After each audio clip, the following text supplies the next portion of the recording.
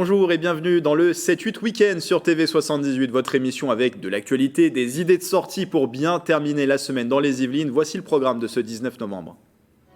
Focus sur les Kids Labs, ces ateliers scientifiques sont proposés aux élèves de CM1 et CM2 de l'école Le Cours de la Boussole de Mantes-la-Jolie, établissement du réseau Espérance Banlieue. Au programme ce matin-là, tester la présence de vitamine C dans les fruits et légumes.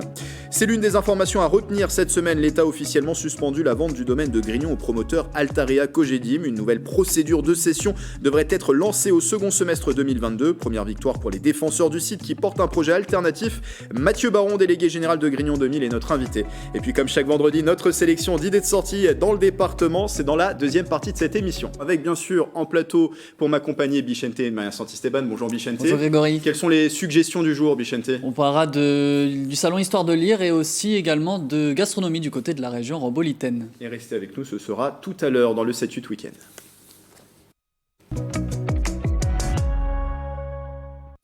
Depuis cette semaine, l'école du cours de la Boussole de Mantes-la-Jolie enseigne la science à ses élèves grâce aux ateliers Kids Lab, un enseignement destiné aux classes de CM1 et CM2. Cet établissement du réseau Espérance Banlieue peut bénéficier de ce dispositif grâce au partenariat avec la multinationale BASF, spécialisée dans la chimie. Le reportage de Nicolas Dandry.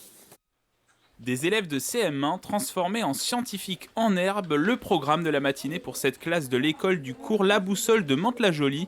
Une expérience pour tester la présence de vitamine C dans des fruits et des légumes. Si on voit que l'étiquette c'est plus foncé, donc il y a de la vitamine C. Le légume qui contient le plus de vitamine C, c'est le poivron. Et celui qui en contient le moins, c'est donc le radis, le concombre et pour le fruit, le raisin. J'ai trouvé ça mieux que de faire un cours de sciences ordinaire. Ces activités pédagogiques s'inscrivent dans le cadre du Kids Lab, une initiative lancée par le groupe international de la chimie BASF. Aujourd'hui, c'est le lancement dans l'école du cours La Boussole du réseau Espérance Banlieue à travers le thème de l'alimentation. C'est un thème qui est interdisciplinaire. Vous allez parler du vocabulaire scientifique, du matériel, de l'alimentation. Donc vous avez de la science, vous avez du français, vous avez aussi des maths, puisqu'il y a une notion de quantité. En l'initiant à la démarche scientifique, on lui permet d'apprendre à essayer, corriger, argumenter, faire des hypothèses, comprendre les résultats et en tirer une abstraction.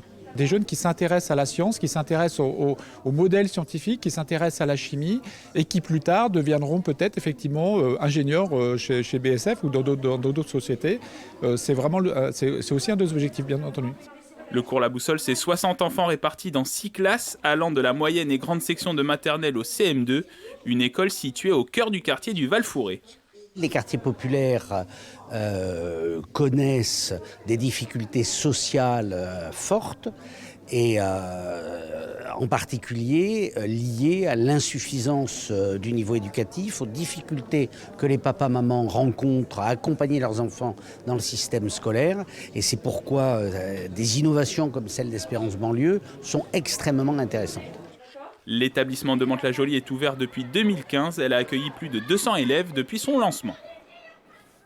La procédure avait fait grand bruit en plein été et suscité de vives oppositions. La vente du domaine de Grignon à un promoteur immobilier Altarea Cogedim. Cette semaine, la préfecture des Yvelines a confirmé le rétropédalage de l'État. Session stoppée et processus reporté au second semestre de l'année prochaine. On en parle avec mon invité par visioconférence, Mathieu Baron. Bonjour.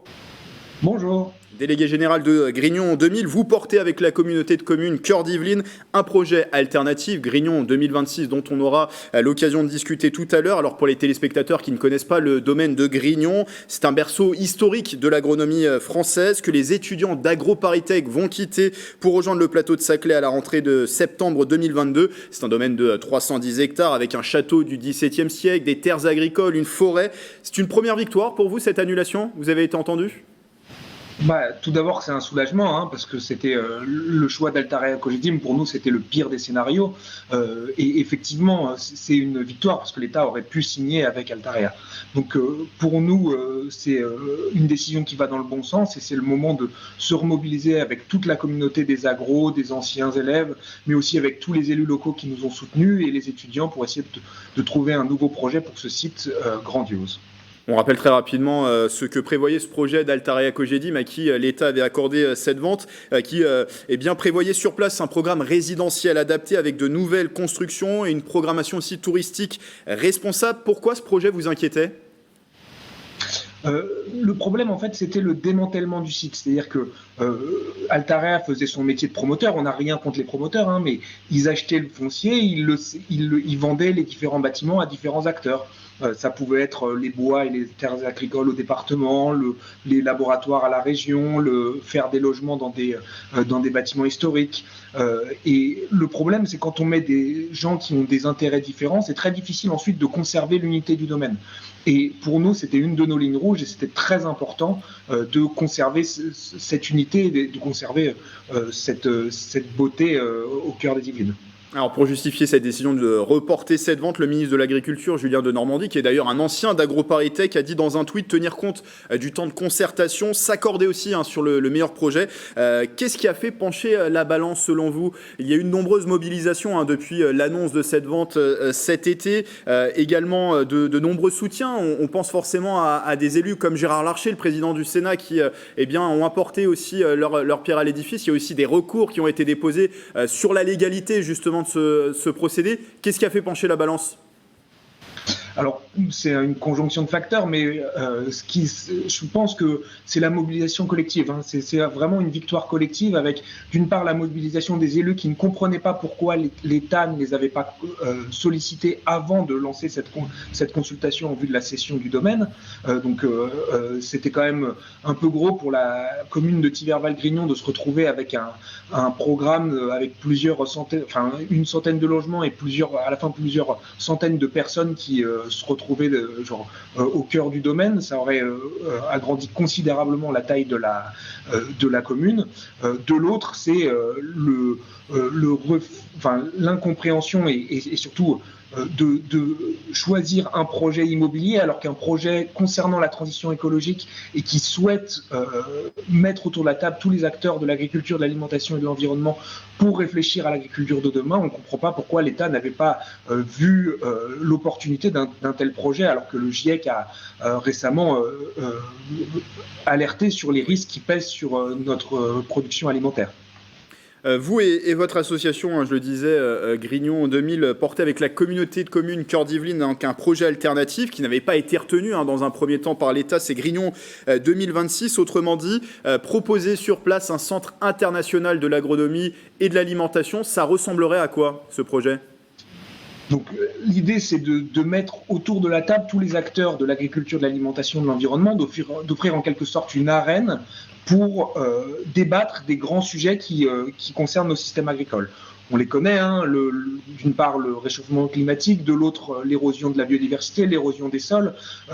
C'est des sujets qui sont déjà traités par la communauté des chercheurs, mais l'idée c'était comment accélérer la diffusion des connaissances scientifiques pour essayer d'établir des nouveaux modes de production et élaborer des consensus qui permettent de continuer à nous nourrir en 2050.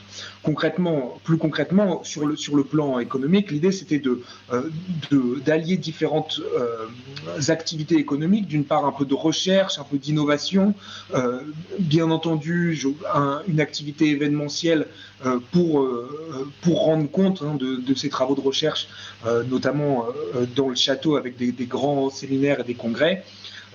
L'autre aspect, c'était d'ouvrir le domaine à l'ensemble des habitants du territoire. Hein. Pour nous, c'était pour ça qu'on s'était allié avec la communauté de communes, c'est qu'on souhaitait rendre Grignon aux habitants de la communauté de communes pour qu'ils puissent profiter du parc qui avait été fermé suite à la tempête de 99. L'idée, enfin, c'était de mettre un parcours de musée, une cité de la connaissance pour former les gens sur les enjeux de l'agriculture, de l'alimentation et de l'environnement. Très rapidement, maintenant, l'important pour vous, ça va être de se remettre autour de la table, de retravailler sur ce projet pour de nouveau le présenter lorsqu'il y aura le nouveau processus de vente ? Exactement. Le but, c'est de l'enrichir avec, notamment avec des dimensions d'enseignement et de recherche qui n'avaient pas pu être développées du fait de la position de l'école qui était vendeur et ne pouvait pas se positionner. Nous, aujourd'hui, on va continuer à mobiliser le réseau et essayer de proposer le meilleur projet qui soit le plus consensuel possible et qui permette, avec les élus locaux, avec la communauté AgroParisTech et avec l'ensemble des habitants, de trouver le meilleur, enfin de s'accorder sur le meilleur projet possible pour le futur de ce site, avec bien entendu l'ambition de conserver son unité. Merci Mathieu Baron d'avoir été avec nous. Merci.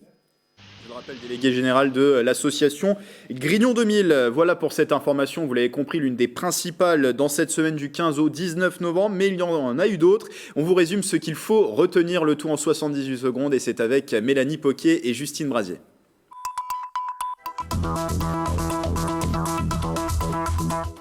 Une table ronde pour conclure une semaine de sensibilisation à la liberté d'expression. Ce 15 novembre, 3 réfugiés politiques participaient à l'événement organisé à la commanderie de Saint-Quentin en Yvelines.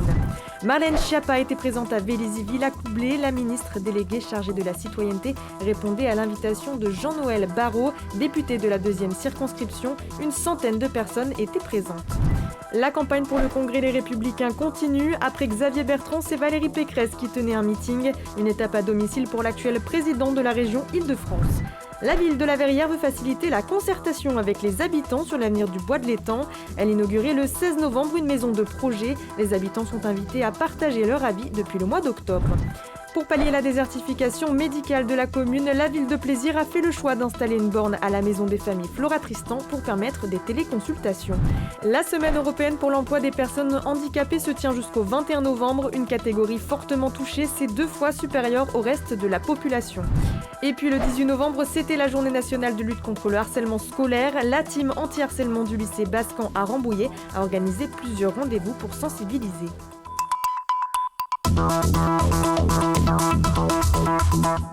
Et vous l'entendiez, c'était la semaine pour l'emploi des personnes handicapées, une semaine européenne. À cette occasion, Bouygues Construction a organisé un marché Noël ce jeudi sur son siège. Le site Challenger à Guyancourt, un événement animé par 4 ESAT, établissements et services d'aide par le travail, ainsi que par l'association Les Bouchons de l'Espoir. Le groupe s'est joint aussi à l'opération BioDay. Un collaborateur a accueilli le temps d'une journée un demandeur d'emploi en situation de handicap. Ce vendredi, les animateurs périscolaires étaient également en grève. Mobilisation nationale à l'appel de plusieurs syndicats pour de meilleurs salaires et conditions de travail. Mouvement suivi par les animateurs de la commune de Montigny-le-Bretonneux qui se sont rassemblés devant l'hôtel de ville ce vendredi matin. Votre rubrique Legal Checking à présent pour vérifier ce que disent les acteurs de l'actualité. Vincent Couronne du collectif des surligneurs décrypte aujourd'hui une proposition du candidat de la France Insoumise à la présidentielle Jean-Luc Mélenchon. Regardez.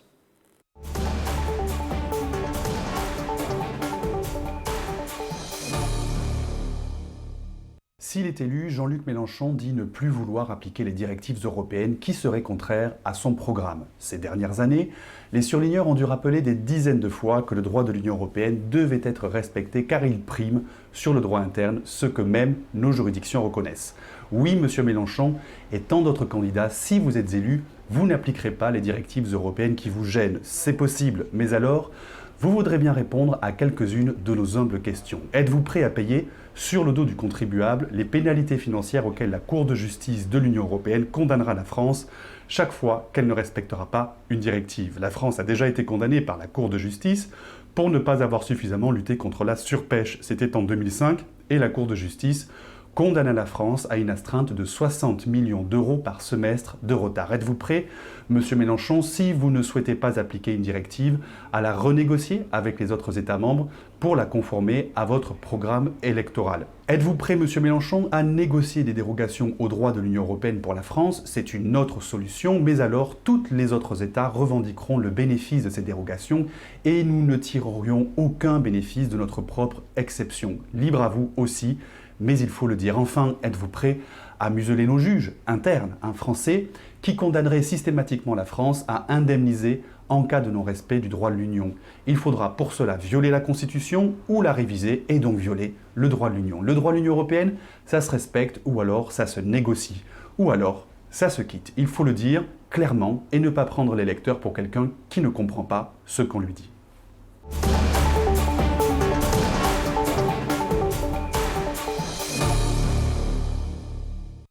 Allez, c'est l'heure de sortir à présent dans ce 7-8 week-end. Avec bien entendu la sélection de Bichente, mais rien Santisteban. Pour commencer, Bichente, un événement phare de l'automne qui revient en présentiel, c'est le salon Histoire de lire à Versailles. Oui, exactement, Grégory. Pendant 2 jours, de nombreux écrivains seront au rendez-vous pour des séances dédicaces, des échanges, des tables rondes. C'est samedi 20 et dimanche 21 novembre de 14h à 18h30 dans un cadre plutôt sympathique puisque l'hôtel de ville de Versailles et l'hôtel de la préfecture et du département des Yvelines ouvrent leurs portes pour l'occasion. Nous recevons, pour nous en parler, Vianney Malin, commissaire du salon. Bonjour. Bonjour. Donc, Monsieur Malin, le programme est chargé, comme je disais, avec des journées séquencées par demi-heure. Toutes les 30 minutes de nouveaux rendez-vous commencent. On a des grands débats historiques sur notamment Napoléon. J'ai noté pour son bicentenaire, Henri IV et l'histoire de France en général. L'idée, c'est vraiment de laisser la place aux auteurs pour leur permettre un échange avec leurs lecteurs et les fans. Tout à fait. Cette rencontre littéraire, c'est l'occasion effectivement de voir en vrai des auteurs et pas simplement un nom sur une couverture de livre. Donc ils sont facilement approchables. On peut discuter à chacune des tables. Voilà. On a aussi ce que vous appelez le café des auteurs, des débats, des conversations entre auteurs et paroles libres, c'est ça? Comment ça se passe Donc des grands débats dans un grand espace de 350 places et puis des moments plus intimes, effectivement, qui est le café d'auteur, où là, on s'assoit autour d'un auteur et on peut lui poser des questions. Voilà. Oui, vous avez voulu favoriser aussi ces échanges entre auteurs, entre eux-mêmes. Tout à fait. Beaucoup de débats, des grands débats, des regards croisés. Il y a 74 moments de rencontres dans les 2 après-midi. Et on va pas pouvoir parler de tous les auteurs présents, puisqu'il y en a, je ne sais pas combien il y en a. Alors, 191. Et alors, si vous me demandez qui sont les vedettes, là, ça devient compliqué. C'est une question méchante. Donc, pardon pour tous les autres que je ne vais pas nommer. Non, je pense, vous citiez Henri IV. Effectivement, on aura Jean-Christian Petit-Fils, un des plus grands historiens français, avec une très belle biographie. On aura la secrétaire perpétuelle de l'Académie française, Hélène Carrère d'Ancos, qui va nous parler d'une figure du féminisme du début du XXe siècle, Alexandra Kollontai. Voilà, donc on est heureux de recevoir bien sûr Hélène Carrère d'Ancos. Voilà, on aura François Kersaudy qui va nous parler de Kersen, vous savez, ce médecin masseur de Himmler qui a sauvé sans doute plus de 100 000 personnes juives. Voilà, donc beaucoup de vedettes seront là. Et justement, à propos d'une des personnes, un des auteurs vedettes présents, il y a Timothée de Fombelle. On a pu échanger avec lui. C'est notre interview express.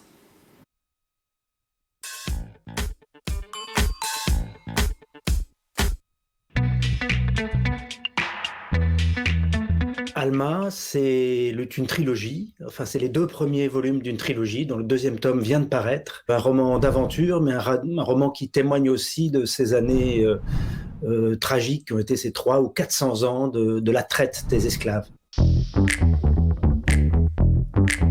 Il se trouve que ce 2e volume se termine, les derniers chapitres se passe autour de Versailles, du château. C'est un moment clé de mon histoire, donc ça a tellement de sens, à la fois ce lieu en particulier et puis ce festival où on parle d'histoire. On a très envie toujours de rencontrer ces lecteurs parce qu'il y a eu dans le métier d'auteur un côté solitaire et donc il y a effectivement une grande joie à se retrouver devant ces lecteurs, pouvoir les rencontrer, avoir le retour de ce qui est fait dans cette solitude de l'écriture. Donc merci à Timothée de Fombelle pour le 2e tome de sa trilogie Alma. On parlait d'autres têtes d'affiche. Il y a aussi des comédiens puisque Bruno Solo est là cette année. Et il présente dès ce vendredi le prix du meilleur youtubeur d'histoire. C'est important aussi de parler aux jeunes dans un salon. Absolument. Vous avez raison d'insister pour cela. Et donc il y a un phénomène sur YouTube. Et donc on a décidé il y a 4 ans de faire un prix du meilleur youtubeur d'histoire. Cette année on avait 56 candidats, 56 vidéastes qui publient régulièrement. Et Bruno Solo sera le président du jury pour remettre le grand prix cette année. Et pour terminer, il y a une nouveauté cette année, c'est Histoire en scène, des récits d'histoire joués par les comédiens. Du coup, Bruno Solo participe, mais il y a aussi Philippe Torreton et Francis Huster. Est-ce que vous pouvez nous en dire plus rapidement ? Alors, vous avez raison. D'abord, c'est dans un nouveau lieu, donc à l'hôtel du Barry, à la Chambre de commerce, qu'auront lieu ces histoires en scène. Donc, ce sont des comédiens passionnés d'histoire qui ont écrit un livre, mais je leur demande de ne pas être que des auteurs, mais aussi d'être comédiens. Et donc, ils vont déclamer les plus beaux morceaux de leur livre. Francis Huster va nous parler de Molière, par exemple. On parlait de Bruno Solo. Donc, dans son livre Les visiteurs d'histoire, il invente l'idée de dîner avec des personnages mal connus de l'histoire. C'est truculent. On va beaucoup s'amuser. Nickel, merci beaucoup Vianney Malin d'avoir été avec nous. Je rappelle, vous êtes commissaire du salon Histoire de lire de Versailles qui se tient à l'hôtel de la préfecture et du département, mais également à l'hôtel de ville de Versailles et dans d'autres lieux aussi, comme on disait, on évoquait la chambre de commerce, samedi et dimanche de 14h à 18h30. Merci à votre invité. Une petite question d'ordre pratique, on peut venir sans réserver, on vient directement sur place ? C'est gratuit, c'est ouvert à tous. Tout le programme est sur histoiredelire.fr. Il faut simplement un pass sanitaire. Merci à vous d'avoir été avec nous. Alors, il est peut-être un peu tôt pour passer à table, Bichente, mais vous vouliez nous parler de quelque chose en rapport avec l'alimentation, oui, justement. Vous savez, quand on est un gourmand comme moi, il n'y a pas d'heure. Hein, donc, des dégustations et animations sont proposées par une trentaine de restaurants sur Rambouillet Territoire. Ça s'appelle Gastronomie d'automne. Voici une petite découverte de cet événement. En novembre, les saveurs d'automne prennent place dans les assiettes de ce restaurant de Gazeran. Cet établissement participe à la semaine gastronomie d'automne de Rambouillet Territoire. Myriam Bourgeois, la directrice, et le chef Sébastien Bourgeois sont les parrains de cette 24e édition. Et cette année encore, ils font découvrir leurs recettes automnales. On propose donc les pâtés en croûte de chevreuil, aux cèpes, aux trompettes de la mort, aux pieds de mouton, ça dépend. Là, pour les fêtes, on passera sur la truffe, on le fait évoluer. On aura également le lièvre à la royale, ça c'est un plat phare également de la maison qu'on fait depuis toujours. Donc un lièvre qui est entièrement désossé, qui est farci. La farce est réalisée avec du foie gras, de la truffe, des riz de veau, des cèpes. Si les feuilles deviennent orange en ce moment, cette chocolaterie porte cette couleur toute l'année. Située à Rambouillet, cette boutique gourmande va proposer des dégustations et des animations découvertes autour du chocolat. On commence à parler des marrons glacés, des pâtisseries à base de marrons justement, ce côté un petit peu automne. Et on vous propose également des animations qui se font en fait sur le point de vente mais à l'étage pour expliquer en fait d'où vient le chocolat, la torréfaction des fèves de cacao pour faire notre chocolat. La découverte automnale de la gastronomie du Rambolitain se poursuit aux Essarts-le-Roi. Cette biscuiterie participe à Gastronomie d'automne depuis 2016 pour faire découvrir ses délices. Nous allons leur proposer une dégustation des 15 recettes pendant cette semaine-là, avec le rocher amande enrobé de chocolat comme une truffe, ou alors des notes caramel beurre salé, le rocher au caramel beurre salé, ou le florentin au caramel beurre salé. Organisé par Rambouillet Territoire, Gastronomie d'automne se conclura le dimanche 28 novembre avec le marché de la gastronomie et de l'artisanat à Rambouillet. Ça donne fin à Bichente. Donc on rappelle, 24e édition de l'événement Gastronomie d'automne et ça se déroule du 20 au 28 novembre sur le territoire de Rambouillet, ce territoire du Sud-Yvelines. En parlant de restauration, quelle est la suite de votre menu du jour, Bichente ? Eh bien, Grégory, du côté de Saint-Quentin-en-Yvelines, les Ludidays reviennent sur la carte donc jeux de société, réalité virtuelle, jeux vidéo, jeux de rôle ou encore escape game, une semaine pour s'amuser entre amis ou en famille. Comme d'habitude, Grégory, je vais vous donner deux petits coups de cœur perso. Ouais. Dès ce samedi, il y a un loup-garou organisé à la médiathèque le canal de Montigny-le-Bretonneux. 4 sessions prévues de 15h à 17h. Est-ce que vous connaissez ce jeu, le loup-garou ? Oui, le loup-garou. On en avait parlé, on avait fait un loup-garou. Enfin, on avait parlé de ce loup-garou grandeur nature avec les villageois, le loup-garou, on a chacun un rôle. Voilà, exactement. C'est un jeu très amusant à jouer à plusieurs. Et ensuite, mercredi 24 novembre, j'ai repéré un atelier à la médiathèque Le Phare de Maurepas. Un atelier sur la thématique des jeux du Japon, une sélection donc de plusieurs jeux, j'en cite quelques-uns, King of Tokyo, Sushigo, Hanabi. Je ne les connais pas personnellement, mais du coup ça me donne bien envie d'essayer. Et comme chaque semaine, vos suggestions aussi pour la semaine d'après, le week-end prochain, ça permet de prévoir un petit peu de place aussi dans son menu et pour commencer une exposition originale, haute en couleurs carrément. Oui, vous faites bien de le dire, Grégory, haute en couleurs, parce que c'est vraiment ce qui caractérise les peintures d'André Derain, peintre du XXe siècle, né dans le coin à Chatou. Il est à Chambourcy, une maison en son honneur. L'exposition a donc lieu là-bas jusqu'au 28 novembre. La particularité, c'est que ce ne sont pas les peintures qui sont exposées, mais les affiches des nombreuses expositions d'André Derain à travers le monde, d'où le titre André de Reims s'affiche. Oui. Parmi les affiches, celles d'expositions internationales à Londres, Tokyo, Ferrare ou encore nationales au Centre Pompidou, au Musée moderne de Paris ou encore de Troyes. L'exposition est gratuite et accessible du mardi au dimanche de 14h30 à 18h. Et c'est dans la commune de Chambourcy. C'est bien Bichette, c'est beau. Voilà, je me moque de vous, mais ça m'arrive aussi d'écorcher certains mots. Alors on prend un peu d'avance sur Noël pour terminer et on débute ces courses carrément pour les cadeaux. Hein. Exactement. En dessert cette semaine, donc la foire aux jouets du centre Alfred de Vigny de Voisins-le-Bretonneux. Dimanche prochain, le 28 novembre, venez dégoter des petites trouvailles perdues au fin fond des greniers de 40 exposants avec un petit plus solidaire. Écoutez Denis Verchèvre, coordinateur événementiel du centre, par téléphone. On a un partenariat aussi avec le Secours populaire français qui viendra tenir un stand pour récupérer effectivement ce que les gens ont envie de donner, qui n'ont pas réussi à vendre. Et puis on a un partenariat avec une école aussi, l'école du Lac, une école élémentaire, qui va faire un peu de pub pour notre événement et qui va aussi collecter par le biais de son école des jeux et des jouets. Une brocante spéciale jouée, donc l'occasion rêvée pour débusquer de jolis cadeaux de Noël, Grégory, en avance. J'ai une question, est-ce que vous avez déjà écrit votre lettre au Père Noël ? Je l'ai préparée, elle est sur ma table de chevet, mais j'attends avant de la poster quand même. Bon, vous avez été sage, j'imagine. Oui, mais j'ai encore quelques cadeaux, j'hésite encore entre quelques cadeaux. On espère que vous aurez tous vos cadeaux. Merci Bichente pour cette sélection. Et c'est déjà la fin de cette émission. On se retrouve bien sûr vendredi prochain pour une nouvelle édition du 7-8 Week-end TV78 qui revient dès lundi avec vous, le journal de la rédaction, pour connaître l'actualité et ce qui se passe autour de chez vous. Et d'ici là, passez un très bon week-end sur TV78.